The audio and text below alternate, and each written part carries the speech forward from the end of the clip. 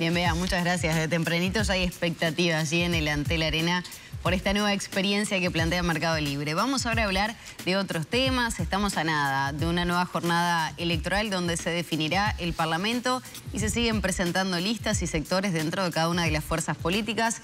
Por eso en esta mañana, de cara a ese 27 de octubre, vamos a recibir con mucho gusto al economista Álvaro García, candidato al Senado por la lista 76.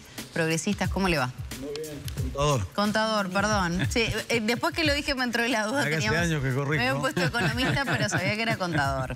Bueno, está encabezando este nuevo sector, por llamarlo de alguna manera, pero con nombres, con caras bien conocidas que tienen además un peso histórico dentro de la coalición de izquierda. Exacto, sí, es un número nuevo y ese es el gran desafío para esta elección, que la gente identifique el número 76, el rótulo progresistas, que nos cae muy bien, nos queda muy cómodo, con, bueno, compañeros y compañeras que hemos trabajado mucho tiempo, muchos años en diferentes lugares y en la gestión pública en lugares relevantes. Así que nuestro candidato a diputado de Montevideo es Cristian Di Candia, ex intendente de Montevideo, y compañeros y compañeras como por ejemplo David Suriarte, abogado, experto en derechos humanos, expresidente de OS, exdirector de arquitectura, que es mi suplente inmediato, el doctor Federico Preve, neurólogo, bueno, especialista en temas de administración de salud, la doctora Claudia Romero, especialista en infancias, que trabaja todos los días con estos temas en clínica. ¿Cuál es la impronta? ¿Qué propone esta mixtura que se armó? Bueno, nosotros empezamos a trabajar con la idea de, bueno, general bien diferente de lo que es esta concepción de gobierno, lo planteó claramente el presidente al principio de gobierno, un Maya Oro, la atracción y que después el pelotón se arrime hacia Maya Oro, cosa que nunca ha sucedido, no sucedió en gobiernos liderados por el herrerismo anteriormente. Nosotros entendemos que tiene que estar todo el mundo arriba del barco, todas las personas, con toda la diversidad y que eso implica una fuerte impronta de políticas públicas. Creemos fuertemente en que las políticas públicas son niveladoras, que equilibran aquellas diferencias de origen que tenemos en una sociedad que naturalmente es desigual, naturalmente no, que ha sido así históricamente y que entendemos que, bueno, nuestra mirada progresista indica que tenemos que ir a una sociedad con mayores niveles de equidad que la que tenemos. Sin embargo, García, por ejemplo, hemos tenido autoridades del Ministerio de Economía que sostienen que en este periodo se bajó impuestos, se benefició a los trabajadores, se ha mantenido la inflación, el dólar. Allí también hay una repercusión en la sociedad. Vamos.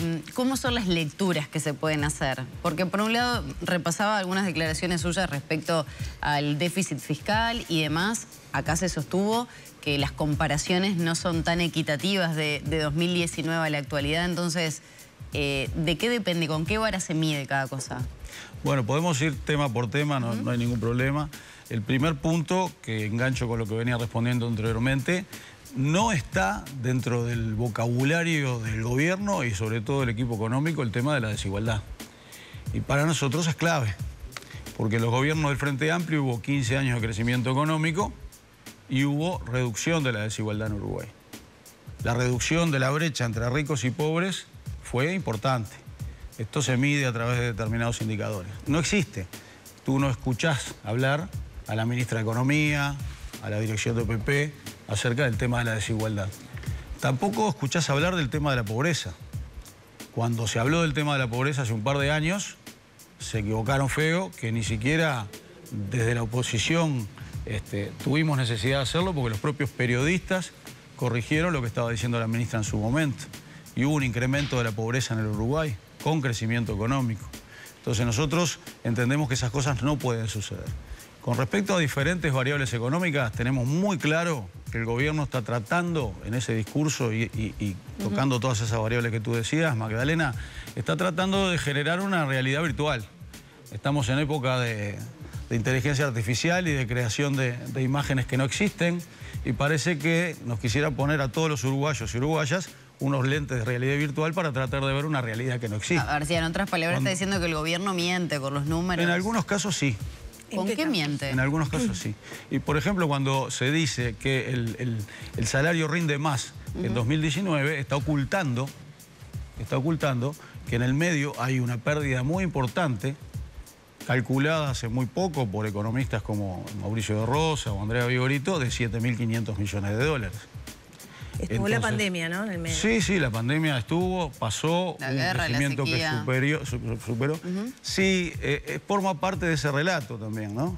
Nosotros, tú recordás, yo fui ministro de Economía sucediendo a Danilo Astori en 2008. Nos tocó la crisis financiera internacional. Me preocupé el día que Enrique Iglesias puso un toque de alarma sobre este punto. Y hablamos con él en su momento. Hubo el registro de sequía más alto de los últimos años, fue el año 2008. Lo acabo de verificar en Inumet. ¿Más que el anterior? Más que el actual, anual fue el peor, el 2008. Fue una sequía, la canilla salía agua. una sequía durísima. Sí, pero eso forma parte de otros problemas. Forma parte de cómo se gestiona. Se gestionó muy mal la crisis del agua. Había una alternativa que quedó pronta, que fue la represa de Casupá, que se decidió por X causa. Al principio la presidencia se había dicho que iba a llevarla adelante, después se decidió por X causa no seguir adelante. Entonces, cuando se habla por parte del gobierno, en esta realidad virtual que se quiere crear, de ir a un segundo piso de transformaciones, yo digo, en temas salariales, ¿a qué segundo piso vamos a ir si estamos celebrando que estamos llegando de vuelta a la planta baja cuando bajamos al sótano primero? Y recién estamos volviendo a planta baja.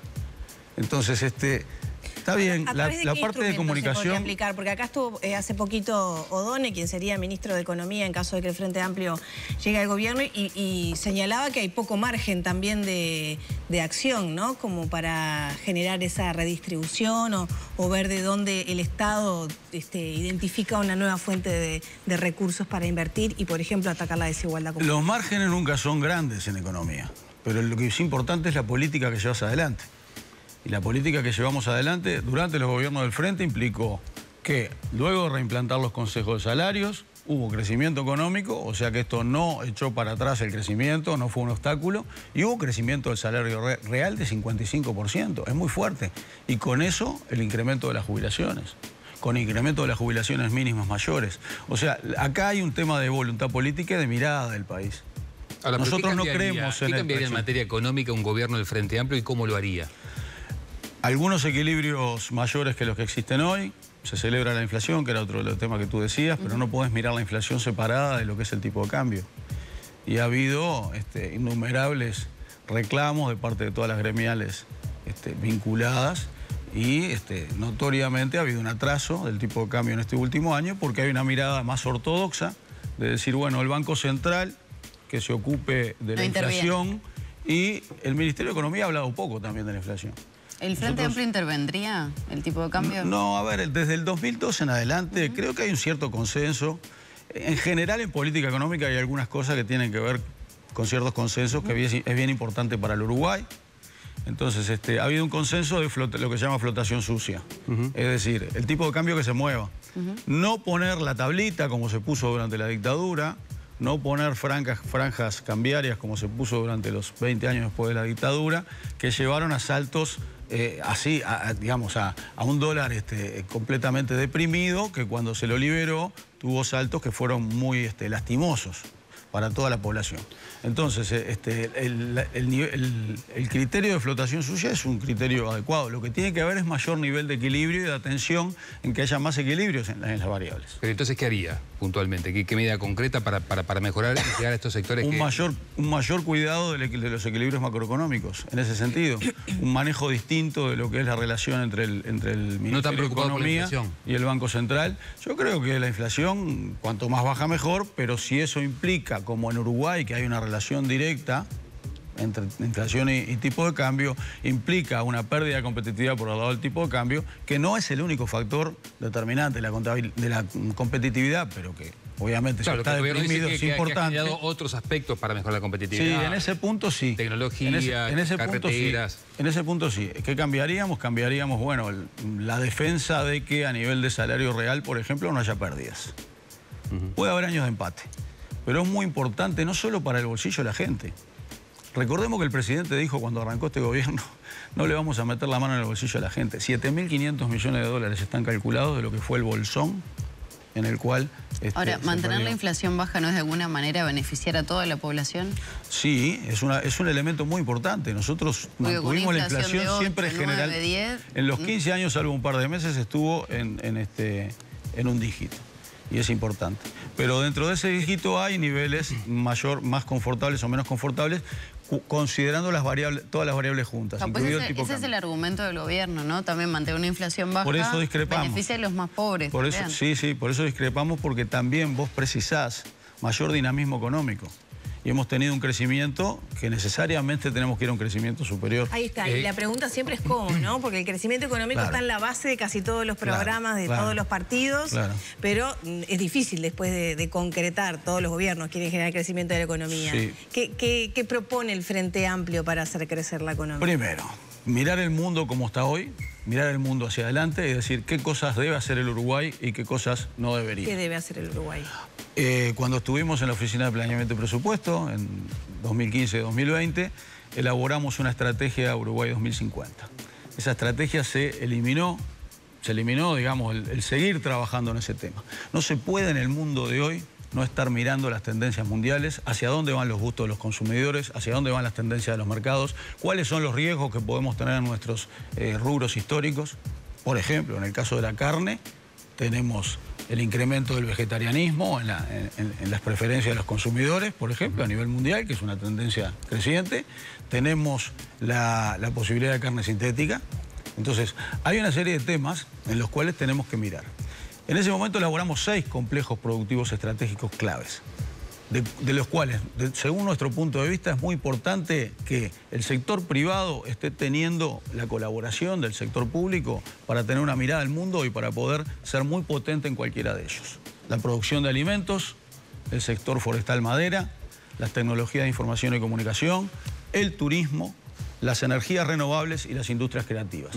Puede haber más, porque, por ejemplo, durante la pandemia vimos que Uruguay tenía bastantes posibilidades de trabajar, tiene en, por ejemplo, dispositivos médicos y algunos otros elementos vinculados con la salud. Esto genera un círculo virtuoso. Eso es lo que queremos para el Uruguay. Bien, y esto no se ha hecho. En esa mirada a largo plazo, contador, si el Frente llega al gobierno en el lapso de los 5 años, ¿va a aplicar el impuesto global? Es que es necesario encarar ese tema urgentemente. Porque ese tema, independientemente de que nosotros queramos o no, está arriba de la mesa. Y demorarlo demorar acciones no ayuda. A ver, el mundo tiene 2 grandes mapas superpuestos. El mapa de los países, de las naciones, y el mapa de las multinacionales. En general, en las últimas décadas, al globalizarse el mundo, se van buscando aquellas jurisdicciones por parte de las multinacionales donde paguen menos impuestos. La OCDE, que podrá gustarnos más, podrá gustarnos menos, pero ya ha tomado esta decisión y hay 100 y pico de países que han adherido a esta decisión, dice, bueno, la única manera, discúlpenme la palabra, de agarrar a estas grandes compañías para que paguen sus impuestos es haciendo un impuesto global. No sé que se vayan a la luna a operar, digamos, hasta ahora los agarrás con un impuesto global. Eso se estableció un impuesto mínimo global de 15%, que en algún lado lo tienen que pagar. Y nosotros queremos que lo paguen en Uruguay. ¿Y el Frente va a aplicar eso, si es gobierno? El Frente va a tomar una actitud proactiva para sentarse con esas compañías y para decir, bueno, nosotros queremos que este impuesto se aplique acá, que ustedes lo paguen acá. ¿Y no puede generar un escape de inversiones eso? Bueno, en cada caso habrá que ver, porque es muy difícil levantar inversiones de cientos o de miles de millones de dólares y retirarse, ¿no? Entonces es muy importante tener una actitud como siempre tuvimos, de diálogo, de sentarse a conversar y decir, bueno, queremos que esa plata quede en Uruguay. García, ¿qué le pareció la cadena de ayer por el plebiscito? O sea, por el sí. Bueno, creo que está en todo el derecho el PIT-CNT de hacerla. Me parece adecuado que el gobierno le haya otorgado. Nosotros, como ustedes saben, no vamos a acompañar el plebiscito.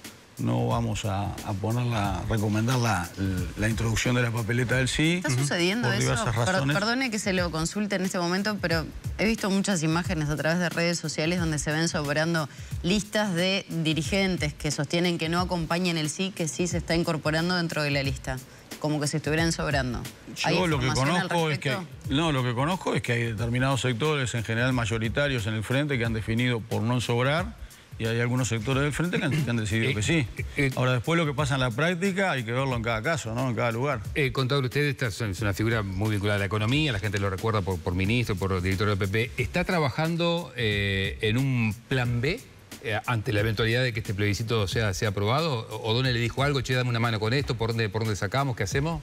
Bueno, el único que ha sido designado en un eventual gobierno del Frente Amplio, si es que el Frente gana, como integrando un gabinete ministerial, en particular el Ministerio de Economía, es Gabriel O'Donnell. Está bien, pero como usted generó las bases programáticas... No, está bien, pero como usted estuvo en la generación de las bases programáticas... No estoy trabajando en eso, me consta que sí, que lo están haciendo. Ahora, todo esto que usted... Él lo ha dicho públicamente. Todo esto que se está proponiendo, ¿se podría aplicar en caso de que prospere el plebiscito de la Seguridad Social?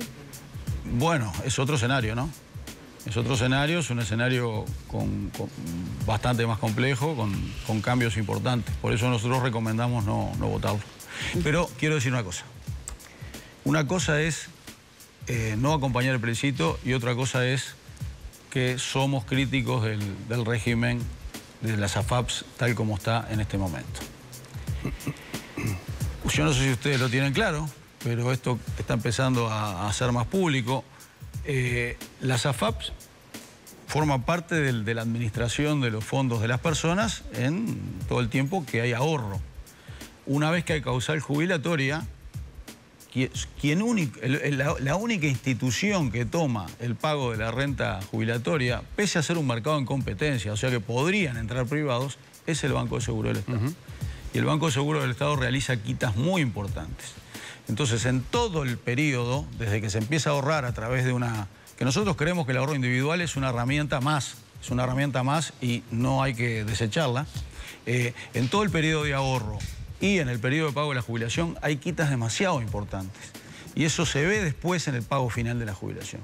Por lo tanto, para nosotros, quien acompaña a la 76 tendrá la garantía de que nosotros no vamos a acompañar el plebiscito ahora, pero vamos a estar comprometidos en buscar una solución diferente para el tema de las AFAPs. García, muchas gracias por acompañarnos. Muchas gracias a ustedes.